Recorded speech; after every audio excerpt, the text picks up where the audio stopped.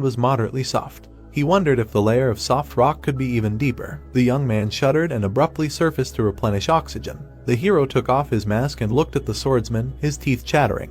He asked why he was so pleased. Xavier smiled and apologized, because he had never felt such happiness watching other people suffer. The young man looked at him silently with bulging eyes. He held out the mask and suggested that he look around. The knight began to row and asked if the gentleman was really satisfied with the terms of the agreement. The blonde looked ahead thoughtfully and said that no matter how much he thought, he could not figure it out. To make an earthen embankment on the seabed, it must be some kind of magic. The hero wiped his hair and muttered that it was quite possible. He smiled and said that this magic was called cement. The guy thought that the only problem was how cement was mixed in this world. If we were talking about Roman cement, then everything would work out for sure. Lloyd took the knight by the hand to climb out onto the pier, but he advised him not to be careful so as not to fall into the water. The hero was indignant that the swordsman had achieved mastery in playfulness and irritation. They turned towards the voice. The fair-haired girl shyly handed over the letter and said that she had something for Lloyd Frontera. The young man blushed and smiled. The blonde introduced herself as the Count's daughter, Christine.